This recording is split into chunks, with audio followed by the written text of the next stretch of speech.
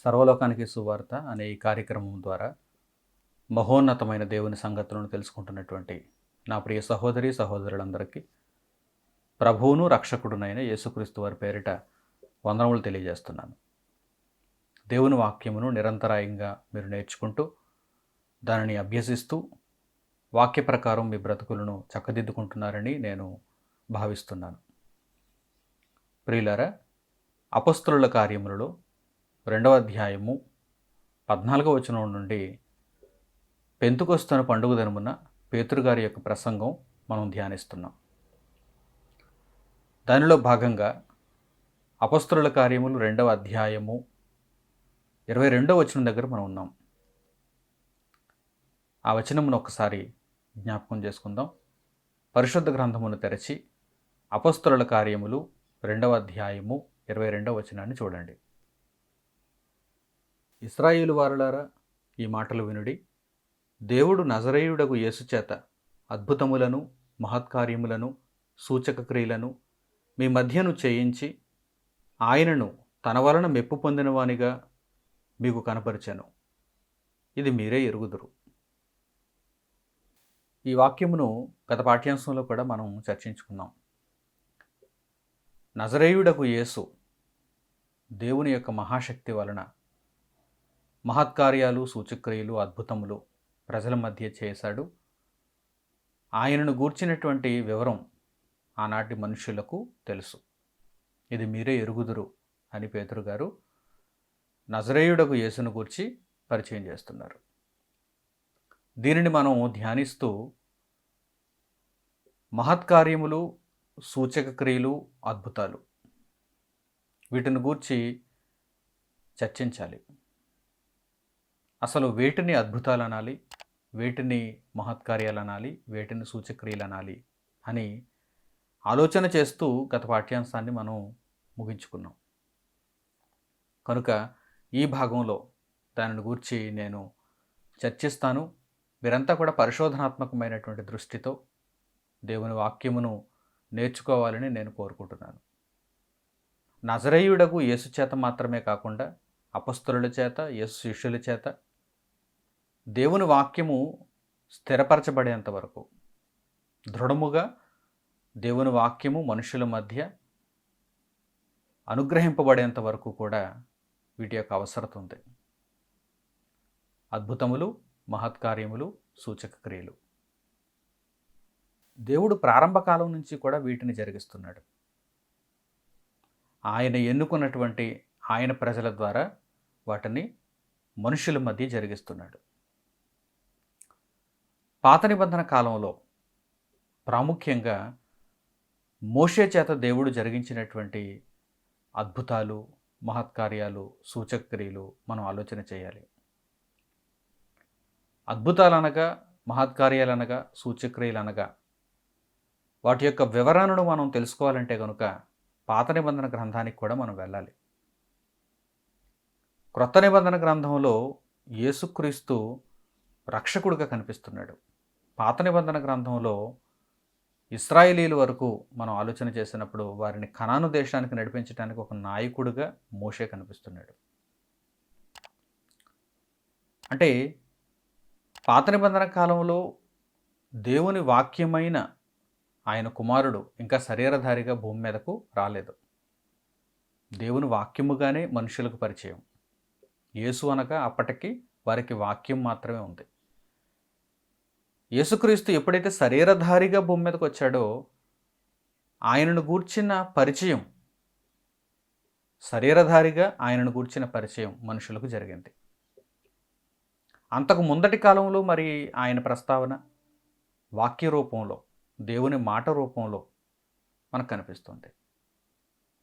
మోషే అయినా, ఏలియా అయినా, దావీదైనా, సొలొమోన్ అయినా, సమూయేలైనా, ప్రవక్తలలో మరిక ఎవరైనా యేసుక్రీస్తు ద్వారానే రక్షణ నొందాలి. నీతిమంతుడైన హేబెలు మొదలుకొని చిట్ట చివరి నీతిమంతుని వరకు ప్రతి ఒక్కరూ యేసుక్రీస్తు ద్వారా మాత్రమే నిత్యత్వాన్ని సంపాదించాలి. ఇది దేవుని అనాది సంకల్పం, అద్భుతమైన ప్రణాళిక. అయితే కాలాలను బట్టి యేసుక్రీస్తు ఎవరికి ఏ విధంగా పరిచయం అయ్యాడు అనేది పరిశుద్ధ గ్రంథం ద్వారా మనం తెలుసుకోవాలి. యేసుక్రీస్తు శరీరధారిగా భూమి మీదకి రాక మునుపు వాక్యం రూపంలో వారికి పరిచయం. యేసుక్రీస్తు శరీరధారిగా భూమి మీదకి వచ్చిన తర్వాత శరీరధారిగా ఒక వ్యక్తిత్వంగా మనకు పరిచయం. ఆయన తరువాతి కాలంలో ఉన్న వారికి పరిచయం. ఏ విధముగానైనను ఆయన ద్వారా మాత్రమే పరలోకానికి వెళ్ళటానికి అవకాశం ఉంది. అందుకే ఆయన నేనే మార్గమును, సత్యమును, జీవమును అని చెబుతున్నారు. యేసుక్రీస్తు శరీరధారిగా భూమి మీద ఉన్నప్పుడు దేవుని యొక్క శక్తి వలన అద్భుతములను, మహత్కార్యములను, సూచక్రియలను ఇశ్రాయేలీయుల మధ్య జరిగించారు. ఆయన సమకాలికుల మధ్య జరిగించారు. ఆయన జీవించి ఉన్న ప్రాంతములలో జరిగించారు. దేనికి? ఆయన దేవుని కుమారుడు అని ప్రజలందరూ నమ్మాలి. ఆయన మాటలలో ఉన్న నిత్యజీవమును ప్రజలందరూ కనుగొనాలి. తండ్రి అయిన దేవుణ్ణి ఆయన ద్వారా చేరుకోవాలి. ఈయన ప్రజల మధ్య అద్భుతములను, మహత్కార్యములను, సూచక్రియలను దేవుని యొద్దకు మనుషులను తన ద్వారా చేర్చుటకు ఏ విధంగా అయితే చేశారో, ఒక ఉదాహరణగా పాత నిబంధన కాలంలో మోషే కూడా దేవుని యొక్క సహాయం వలన మనుషులను తన నాయకత్వం ద్వారా కనాను దేశం చేరటానికి ఆయన కూడా మహత్కార్యాలు, సూచక్రియలు, అద్భుతాలు దేవుని యొక్క కృప వలన జరిగించారు. అంటే యేసుక్రీస్తుకు ముందు ఒక ఉదాహరణగా మోషే కనిపిస్తున్నారు. అందుకే మోషే గారు ఆయన తన మాటలలో నా వంటి ఒక సహోదరుడు మీ మధ్య దేవుని వలన జన్మిస్తాడు, ఆయన మాట మీరంతా తప్పకుండా వినాలి అని మోషే తెలియజేశారు. ప్రియులారా, జాగ్రత్తగా మీరు ఆలోచన చేయగలిగితే యేసుక్రీస్తు చేసినటువంటి అద్భుతములు, సూచక్రియలు, మహత్కార్యాల వలె మోషే గారు కూడా ఆయన కాలంలో దేవుని యొక్క సహాయం వలన అద్భుతాలు, సూచక్రియలు, మహత్కార్యాలు చేశారు. అలాగే ప్రవక్తలలో కూడా చాలామంది అద్భుతాలు, సూచక్రియలు, మహత్కార్యాలు చేశారు. అయితే వేటిని అద్భుతాలు అనాలి, వేటిని మహత్కార్యాలు అనాలి, వేటిని సూచక్రియలు అనాలి? అంటే మూడు కూడా దేవుని సహాయం వలన జరుగుతున్నప్పుడు, దేవుని దగ్గరకు మనుషులను చేర్చటానికి మూడింటిని దేవుడు జరిగిస్తున్నప్పుడు మూడింటికి వ్యత్యాసం ఉందా అంటే వ్యత్యాసం కనిపిస్తుంది. మూడు పరస్పర విరుద్ధమైనవైతే కాదు. అద్భుతములు, మహత్కార్యాలు, సూచక్రియలు ఈ మూడు కూడా పరస్పర విరుద్ధమైనవి అయితే కాదు. అంటే ఒకదానికొకటి వ్యతిరేకమైనవి కావు. మూడు కూడా ఆశ్చర్యాన్ని గొలిపేవి, మనుష్యులను దేవుని యొద్దకు చేర్చేవి. దేవుడు జరిగించాడంటే మనుష్యులను దేవుని యొద్దకు చేర్చడానికి దేవుడు వాటిని జరిగిస్తాడు. అయితే స్వల్పమైనటువంటి వ్యత్యాసం, వాటిని జరిగించుటలో దేవుడు చూపించే వ్యత్యాసం ఉంది.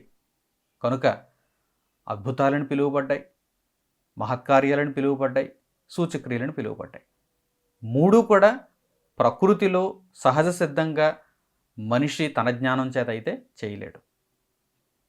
దేవుని యొక్క సహాయం వలన మనుషులు జరిగించారు. అప్పుడప్పుడు మనుష్యులను పరీక్షించటానికి కూడా దేవుడు సాతానును వెంబడించుచున్నటువంటి వారికి కూడా వీటిని చేసే అవకాశం ఇస్తాడు. అవి చూసి మోసపోవద్దని దేవుడు తెలియజేస్తున్నాడు. వాటిని తరువాత మనం నేర్చుకుందాం. ముందుగా దేవుడు ఆయన సంకల్పానుసారంగా దేవుని వాక్యము యొద్దకు మనుషులను ఆకర్షించే నిమిత్తం తన ప్రజల ద్వారా జరిగించేటువంటి అద్భుతాలు, సూచక్రియలు, మహత్కార్యాలను గురించి మొదట మనం నేర్చుకుందాం. మోషే దగ్గరకు మనం వెళ్ళగలిగితే ఐగుప్తు దేశంలో ఫరో, ఐగుప్తీయులు వీరందరి బానిసత్వం నుండి ఇశ్రాయేలీయులను మోషే బయటకు తీసుకుని రావాలి. అదొక పెద్ద సాహసం. మోషే మాట ఎవరు వింటారు చెప్పండి? ఒక మనిషి మాట ఒక రాజు వింటాడా? అందులోనూ ఐగుప్తు రాజుగా ఉన్నటువంటి ఫరో చాలా బలమైనటువంటి నిర్ణయంతో ఉన్నాడు. ఇశ్రాయేలీయులను తన చేతి క్రింద బానిసలుగా ఉంచుకొని వారందరి వలన సేవలు ఐగుప్తీయులు పొందాలనేటువంటి కఠినమైనటువంటి స్థిరమైనటువంటి కాంక్షతో ఫరో కనిపిస్తున్నాడు. అలాంటి పరిస్థితుల్లో ఫరో ఎంత మాత్రం కూడా విడిచిపెట్టడం, మోషే చేతికి ఇశ్రాయేలీయులను అప్పగించడం. అందులోనూ ఒకవైపు దేవుడు ఫరో యొక్క మనస్సును కఠినపరుస్తున్నాడు. మోషే ఎప్పుడైతే అద్భుతాలు, సూచక్రియలు, మహత్కార్యాలు జరిగిస్తున్నాడో వాటిని చూస్తున్నప్పుడు, వింటున్నప్పుడు, వాటిని అనుభవిస్తున్నప్పుడు ఫరో మనస్సు మరింత కఠినమైపోతుందే తప్ప అది మెత్తబడటం లేదు. ఇశ్రాయేలీయులను మోషే ద్వారా పంపించటానికి ఫరో ఏమాత్రం ఒప్పుకోవటం లేదు. కనుక అటువంటి పరిస్థితులలో, ఇంత క్లిష్టమైనటువంటి పరిస్థితులలో దేవుడు మోషే ద్వారా చేయించినటువంటి అద్భుతాలు, సూచక్రియలు, మహత్కార్యాలు మనం ఆలోచించగలగాలి. మొట్టమొదట ఒక చక్కని వాక్య భాగాన్ని మనం చూద్దాం. దేవుడు వ్రాయించినటువంటి చక్కని మాటలను ఇప్పుడు మనం ఆలోచన చేద్దాం. నిర్గమకాండము దగ్గరకు మనం వెళితే మోషే ఐగుప్తీయుల మధ్య ఫరో ఎదుట జరిగించినటువంటి సూచక క్రియలు, అద్భుతాలు, మహత్కార్యాలు మనకు కనిపిస్తాయి. మొట్టమొదట దేవుడు మోషేను పంపిస్తున్నప్పుడు మోషేతో దేవుడు ఏం చెబుతున్నాడో చూద్దాం. నిర్గమకాండము 4వ అధ్యాయము 21వ వచనాన్ని పరిశుద్ధ గ్రంథంలో చూడండి. నిర్గమకాండము 4వ అధ్యాయము 21వ వచనం. అప్పుడు యెహోవా మోషేతో ఇట్లనెను, నీవు ఐగుప్తునందు తిరిగి చేరిన తరువాత చేయుటకు నేను నీకిచ్చిన మహత్కార్యములన్నయు ఫరో ఎదుట చేయవలను సుమి. అయితే నేను అతని హృదయమును కఠినపరిచెదను, అతడు ఈ జనులను పోనీయడు. దేవుడు ఇక్కడ ఏమని తెలియజేస్తున్నాడు? నేను నీ చేతికిచ్చినటువంటి మహత్కార్యములు నీవు ఫరో ఎదుట చెయ్యాలి. ఇశ్రాయేలీయులను నీతో పాటుగా వెళ్ళనిమ్మని అతడితో చెప్పాలి. నీవు చేసినటువంటి మహత్కార్యాలను చూచి అతడు జనులను పంపించాలి. కానీ నేను ఫరో యొక్క మనస్సును కఠినపరుస్తాను, అతడు జనులను పోనీయడు, అంత సులువుగా పోనీయడు. మహత్కార్యాలు దేవుడు ఎందుకు జరిగిస్తున్నాడు? జాగ్రత్తగా మనం ఆలోచన చేయాలి. మహత్కార్యాలను, సూచక్రియలను దేవుడు ఎందుకు జరిగిస్తున్నాడు? దేవుని మాట వినని వారికి దేవుని మాట వినాలని హెచ్చరిక, దేవుని పక్షమున ఉన్న వారికి ఆదరణ. చక్కగా ఆలోచన చేయాలి మీరు. మోషే ద్వారా దేవుడు సూచక్రియలు, అద్భుతాలు, మహత్కార్యాలు ఎందుకు జరిగించాడు? దేవుని ప్రజలకు ఆదరణ కలుగుతుంది. అనగా దేవుడు మా పక్షాన ఉన్నాడు, మా మొర దేవుడు విన్నాడు, మమ్మను దేవుడు నడిపిస్తున్నాడు. వారికి ఒక భరోసా, వారికి ఒక నమ్మకం. ఐగుప్తీయులకు వాటి వలన లాభం ఉండదు. అంటే మోషే చేసే అద్భుతాలు, సూచక్రియలు, మహత్కార్యాల వలన ఐగుప్తీయులకి ఏమైనా లాభం ఉంటుందా? ఉండదు. నష్టమే తప్ప లాభం ఉండదు. అయితే వారేం చేయాలి? వారు తెలుసుకోవాలి, దేవుడు ఎంత శక్తిమంతుడు, నా శక్తికి మించినటువంటి కార్యములను దేవుడు చేస్తున్నాడు. ఒక సామాన్య మానవుని చేత దేవుడు ఈ కార్యములను జరిగిస్తున్నాడు అంటే దేవుడు చాలా గొప్పవాడు అని ఐగుప్తీయులు తెలుసుకోవాలని దేవుడు కోరుకున్నాడు. అంటే సూచక క్రియలు, మహత్కార్యాలు, అద్భుతాలు ఎవరి మధ్య దేవుడు జరిగిస్తున్నాడో వారి విషయంలో మనం ఆలోచన చేయగలిగితే దేవుని పక్షమున ఉన్నవారికి అవి ఆదరణ కలిగిస్తాయి, దేవునికి విరోధముగా ఉన్నవారికి అవి నొప్పిని కలిగిస్తాయి, అవి బాధను కలిగిస్తాయి. చక్కగా అర్థం చేసుకోవాలి. ఇప్పుడు మనం మోషే జరిగించిన సందర్భంలోనికి వెళదాం. ఇంకా కొన్ని ఆధారాలు మనకు లభిస్తాయి. నిర్గమకాండం 7వ అధ్యాయం 8వ వచనం నుంచి చూడండి. నిర్గమకాండము 7వ అధ్యాయము 8వ వచనం నుంచి. మరియు యెహోవా మోషే అహరోనులతో ఇట్లనెను, ఫరో మీ శక్తి చూపుటకై ఒక మహత్కార్యము కనుపరచుడని మీతో చెప్పునప్పుడు నీవు అహరోనును చూచి నీ కర్రను పట్టుకొని ఫరో ఎదుట దాని పడవేయమనుము, అది సర్పమగును. కాబట్టి మోషే అహరోనులు ఫరో యొద్దకు వెళ్ళి యెహోవా తమకు ఆజ్ఞాపించినట్లు చేసిరి. అహరోను ఫరో ఎదుటను అతని సేవకుల ఎదుటను తన కర్రను పడవేయగానే అది సర్పమాయెను. అప్పుడు ఫరో తన విద్వాంసులను, మంత్రజ్ఞులను పిలిపించెను. ఐగుప్తు శకునగాండ్రు కూడా తమ మంత్రముల చేత అలాగే చేసిరి. వారిలో ప్రతివాడును తన కర్రను పడవేసినప్పుడు అది సర్పమాయెను గాని అహరోను కర్ర వారి కర్రలను మృంగివేయగా యెహోవా చెప్పినట్టు ఫరో హృదయం కఠినమాయెను గనుక అతడు వారి మాట వినకపోయెను. ప్రియులైన నా సహోదరి సహోదరులారా, అద్భుతములు, సూచక క్రియలు, మహత్కార్యాలు వీటిని అర్థం చేసుకోవడం ఎలాగో ఈ సన్నివేశం ద్వారా మీకు నేను వివరిస్తాను. జాగ్రత్తగా ఆలోచన చేయండి. మోషే అహరోనులకు దేవుడు తెలియజేశాడు. మొట్టమొదట వారి యొక్క ప్రవేశం జరుగుతుంది. ఐగుప్తు దేశంలో ఫరో ఎదుట వారి ప్రవేశం జరుగుతుంది. ఇశ్రాయేలీయులను పోనిమ్మని మోషే ఫరోతో చెబుతున్నాడు. మరి ఫరో ఊరకనే పోనిస్తాడా? ఫరో యొక్క మనస్సు చాలా కఠినంగా ఉంది. కనుక ఫరో ఏమని అడుగుతాడు? అసలు మీతో పాటుగా ఇశ్రాయేలుని నేను పంపించడానికి ఒక మహత్కార్యాన్ని మీరు చూపించగలరా? మహత్కార్యము మీరు చూపించగలరా? దేవుడు మోషే చేతికి ఏమిచ్చాడు? మహత్కార్యాలు చేసే శక్తినిచ్చాడు. సూచక్రియలను చూపించే శక్తినిచ్చాడు. ఇప్పుడు ఫరో నిజంగానే అడుగుతున్నాడు, నేను ఈ జనులను మీతో పాటు పోనివ్వాలంటే నాకు మహత్కార్యాన్ని చూపించండి అని అడిగినప్పుడు అహరోను చేతికర్రను కింద పడేయమన్నాడు. దేవుడు చెప్పినట్టుగా మోషే అహరోను చేతికర్రను కింద పడేయమన్నాడు. ఆ కర్ర కింద పడవేయగానే అది సర్పం రూపంలోకి మారిపోయింది. అంటే ఇదేంటన్నమాట? మహత్కార్యము. మామూలు కార్యం కాదు, మహత్కార్యము. అది సహజంగా జరిగే కార్యక్రమం కాదు కదా, మహత్కార్యం. అప్పుడప్పుడు మెజిషియన్స్ చేస్తూ ఉంటారు. మాంత్రికులు కనికట్టు చేస్తూ చాలా అద్భుతాలను మహత్కార్యాలను మన కళ్ళ ముందు చూపిస్తూ ఉంటారు. కానీ వాటికి కొన్ని ట్రిక్స్ ఉంటాయి. అయితే ఇక్కడ అహరోను వలన జరిగింది ట్రిక్ కాదు, దేవుని యొక్క శక్తి. దేవుని శక్తి. అది కనికట్టు కాదు, దేవుని శక్తి. ఎందుకంటే అహరోను కర్ర కింద పడవేశాడు, అది సర్పం రూపంలోకి మారింది.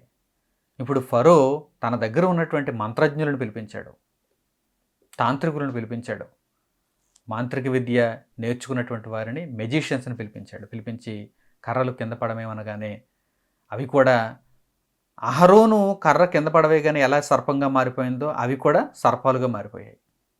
కానీ వీరు చేసింది కనికట్టు, అహరోను చేత దేవుడు జరిగించింది కనికట్టు కాదు అని దేవుడు అక్కడ నిరూపించటానికి అహరోను చేతికర్ర కింద పడవేయగానే అది సర్పం అయింది కదా, ఆ సర్పము ఈ మంత్రజ్ఞులందరూ కింద పడవేసినటువంటి కర్రలు సర్పములు అయ్యాయి కదా, ఆ సర్పములను మింగివేశాయి. ఇప్పుడు మంత్రజ్ఞులు ఏం చేయలేకపోతున్నారు. మంత్రజ్ఞులు చేసింది కనికట్టు, అహరోను చేత దేవుడు జరిగించింది, మోషే చేతికి దేవుడు ఇచ్చింది మహత్కార్యం. అంటే ఈ మహత్కార్యాన్ని చూచి ఇప్పుడు ఫరో ఏం చేయాలన్నమాట? ఇశ్రాయేలుని పంపించాలి. కానీ కఠినుడైపోవడం వల్ల ఆ మొదటి మహత్కార్యానికి పంపించలేకపోయాడు. అయితే మహత్కార్యం ఎలా ఉంటుందో చూడండి. దేవుని వలన జరిగే మహత్కార్యాలు ఎలా ఉంటాయి చూడండి. అంటే సహజంగా అందరూ జరిగించే కార్యములు కావు. మహత్కార్యము అంటే అందులో మహిమ ఉంటుంది, అందులో గొప్పతనం ఉంటుంది, సహజంగా జరిగే కార్యక్రమంగా ఉండదు. మహత్కార్యాలను దేవుడు ఎప్పుడు జరిగిస్తుంటాడంటే ఆయన యొక్క మాటకు విలువను పెంచటానికి, ఆయన మాటకు ప్రతి ఒక్కరూ లోబడాలి అని చెప్పటానికి, ప్రతి ఒక్కరూ దేవునికి భయపడాలని దేవుడు నేర్పించటానికి మహత్కార్యాలను జరిగిస్తుంటాడు. అంటే మహత్కార్యం ఎప్పుడైతే జరిగిందో మనుషులు ఏం చేయాలి?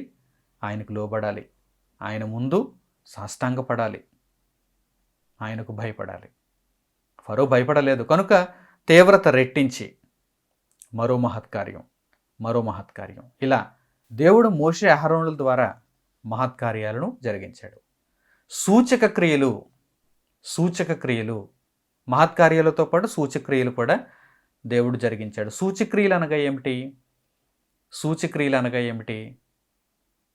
సూచక క్రియ అనే పదంలోనే మనకు అర్థం వస్తుంది. అదేంటంటే సూచన, ఒక గుర్తు. ఆంగ్లంలో సైన్ అంటారు. సూచన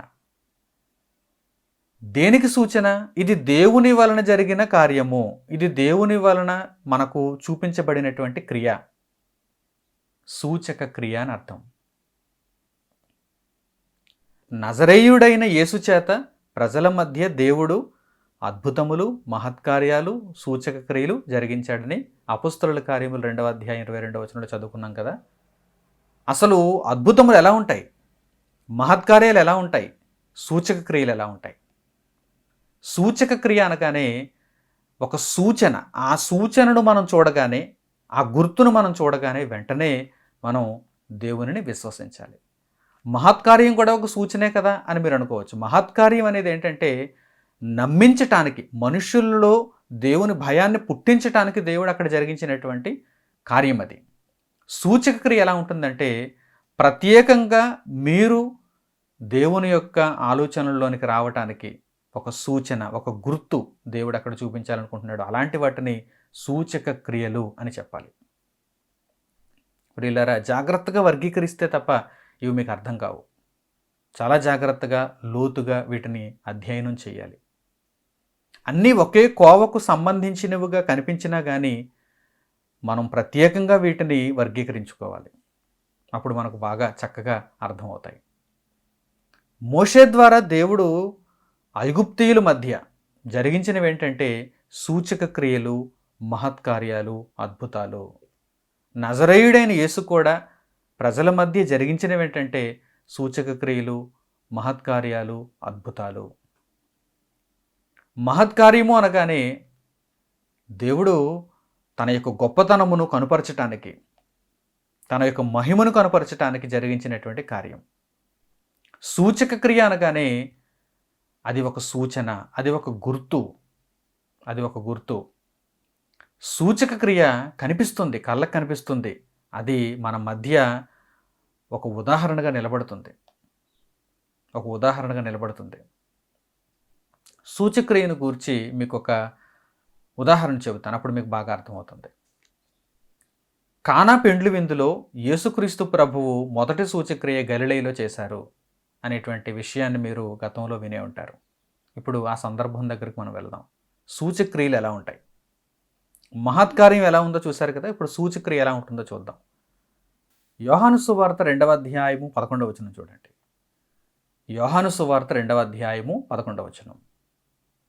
గలిలయలోని కానాలో యేసు ఈ మొదటి సూచక క్రియను చేసి తన మహిమను బయలుపరిచెను. అందువలన ఆయన శిష్యులు ఆయన యందు విశ్వాసముంచిరి. గలిలయలోని కానాలో యేసు ఒక సూచక్రియ జరిగించాడు.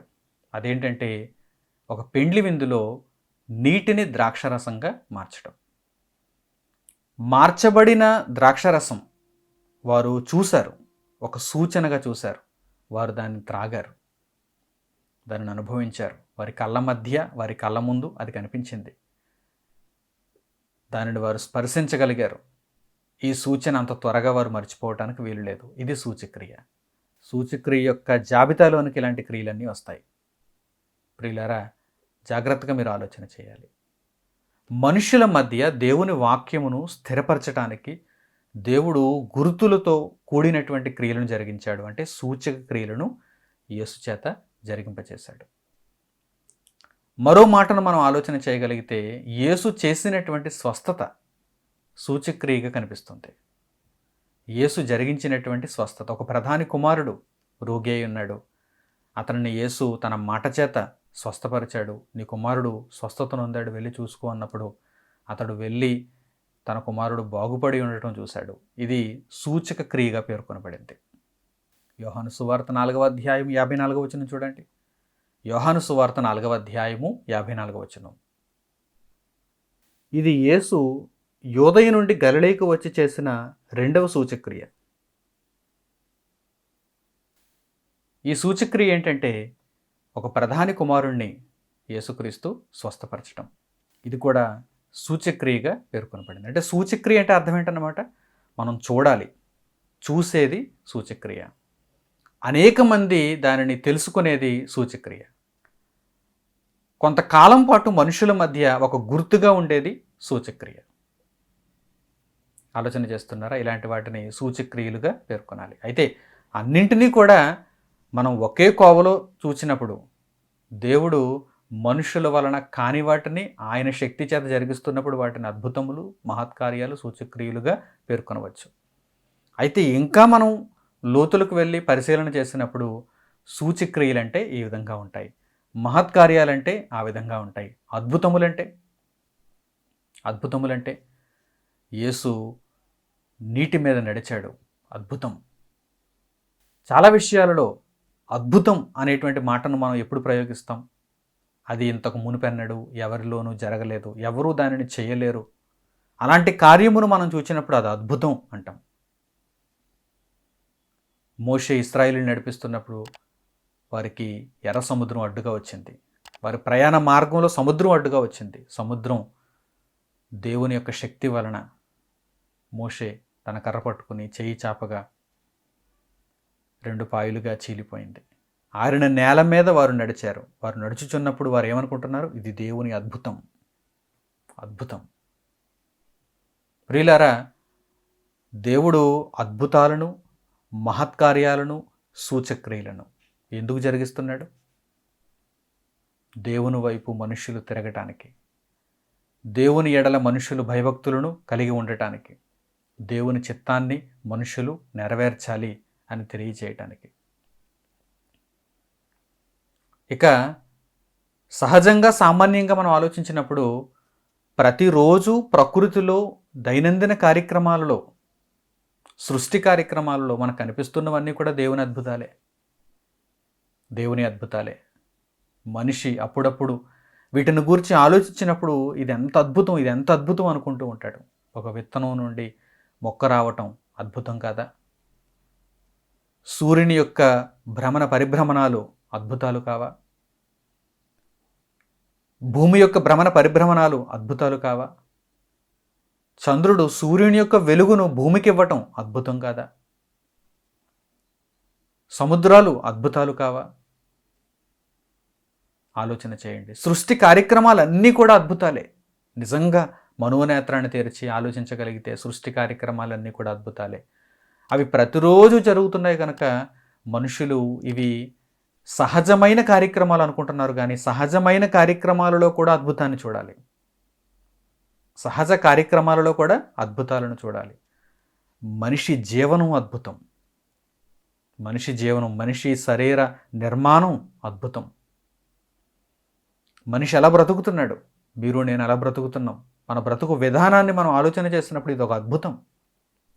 ప్రియులారా, మానవులు అద్భుతం, జీవులు అద్భుతం, లోకాలు అద్భుతం. ఏది చూచినా సరే అది మానవ మెదడుకు అందదు, మానవ ఆలోచనలకు అది అందదు. దేవుని కార్యములు ఎన్నెన్ని విధములుగా ఉన్నవి, అన్నీ అద్భుతములు కాదా? నిజంగా దేవుడు మనుషుల పట్ల జరిగిస్తున్నటువంటి ప్రతి కార్యక్రమమును లోతులకు వెళ్ళి ఆలోచన చేయగలిగితే అన్నీ అద్భుతాలే, అన్నీ సూచక్రియలే, అన్నీ మహత్కార్యాలే. ఈ కార్యములను దేవుడు మనుషుల పట్ల ఎందుకు జరిగిస్తున్నాడు అంటే కేవలం మనిషిని ఆయన వైపు మళ్లించటానికి, ఆయన మాటలు విని ఆయన కొరకు బ్రతికింప చేయటానికి. సూచక్రియలను చూడమంటున్నాడు, మహత్కార్యాలను చూడమంటున్నాడు, అద్భుతములను చూడమంటున్నాడు. దేని కొరకు?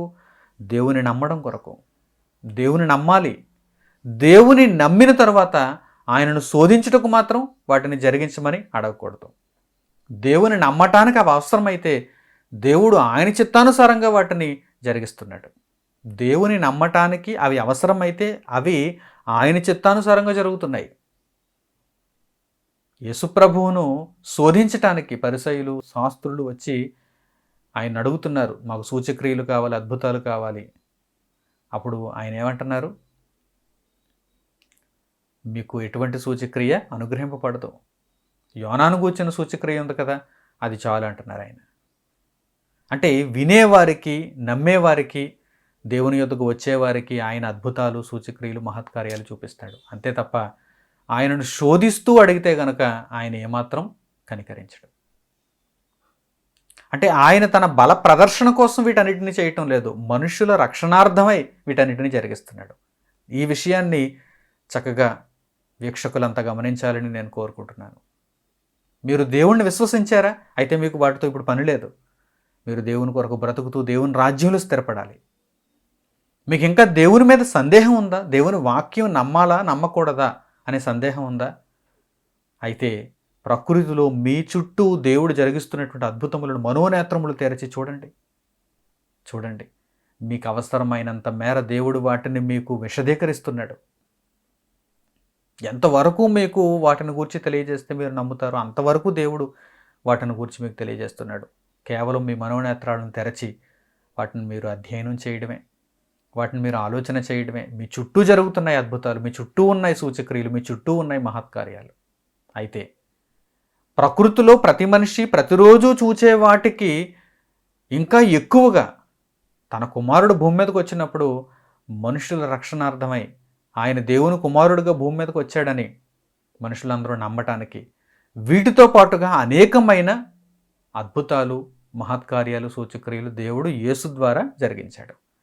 ఆనాడు ఫరో హృదయం కఠినమైపోయినప్పుడు, ఫరో ఇశ్రాయేలీయులను పంపించడానికి మొండికేస్తున్నప్పుడు మోషే ద్వారా ఇతరమైన అద్భుతాలు, సూచక్రియలు, మహత్కార్యాలు ఐగుప్తు దేశంలో దేవుడు జరిగించాడు.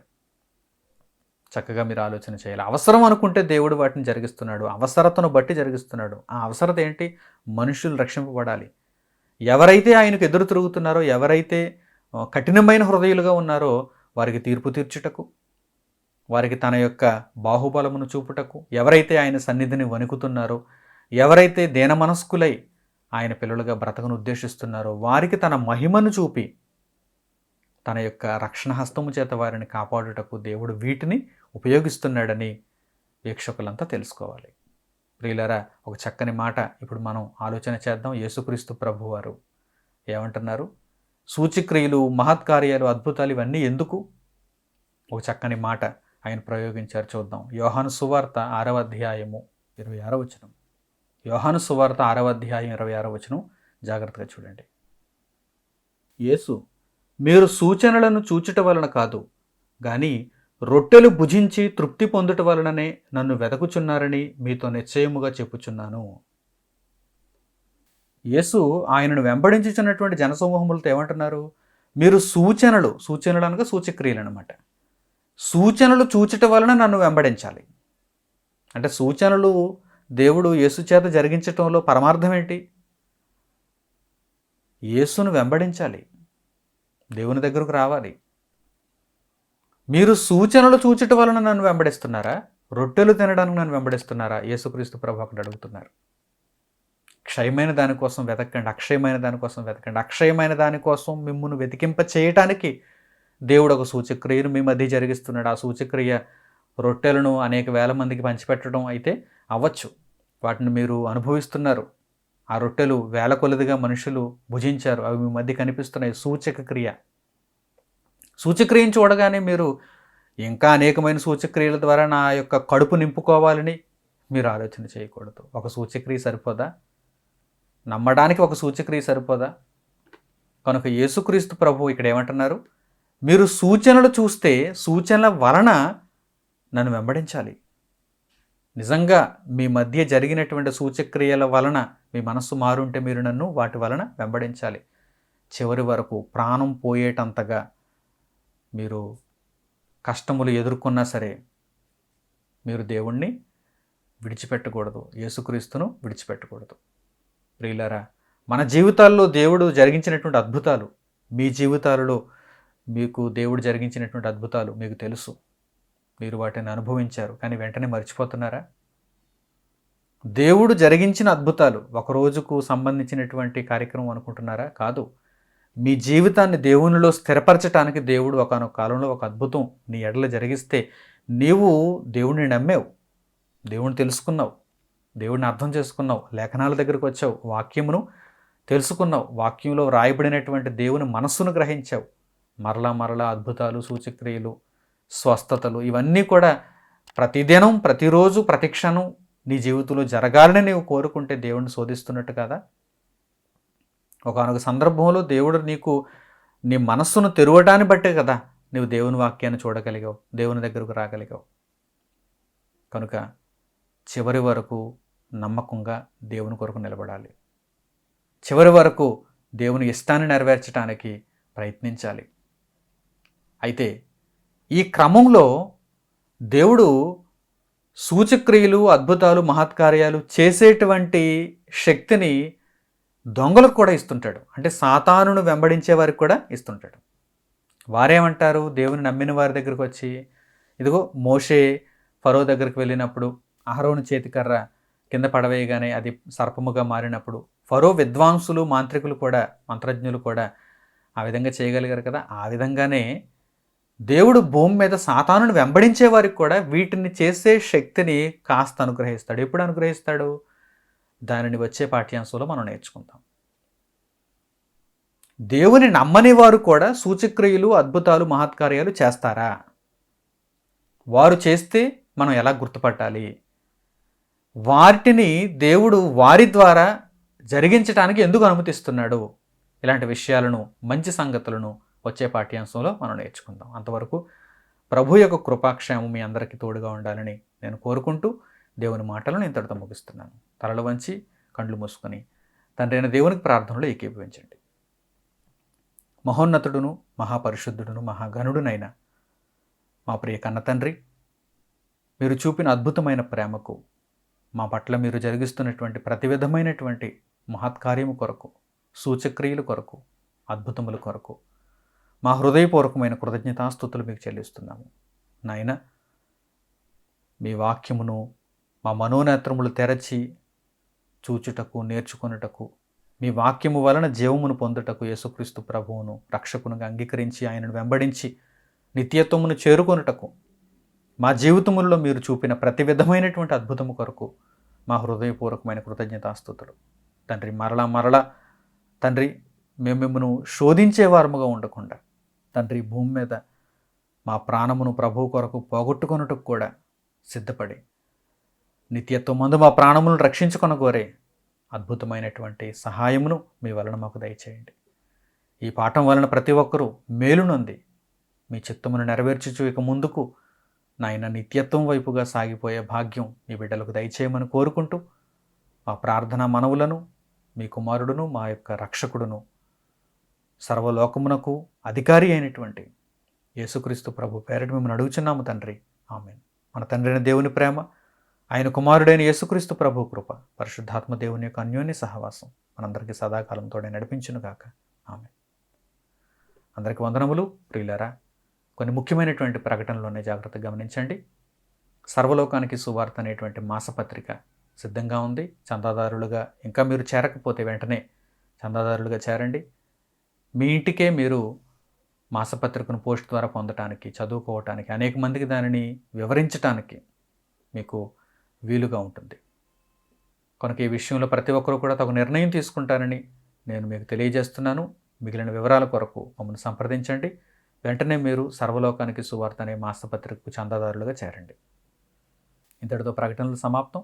వచ్చే వారం ఈ పాఠ్యాంశానికి కొనసాగింపుగా మరిన్ని సంగతులను మనం ప్రభు యొక్క కృప వలన నేర్చుకుందాం. అంతవరకు ప్రభు యొక్క క్షేమము, ఆయన యొక్క మెండైన దీవెన మీ అందరికీ తోడుగా ఉండాలని నేను కోరుకుంటూ సెలవు తీసుకుంటున్నాను.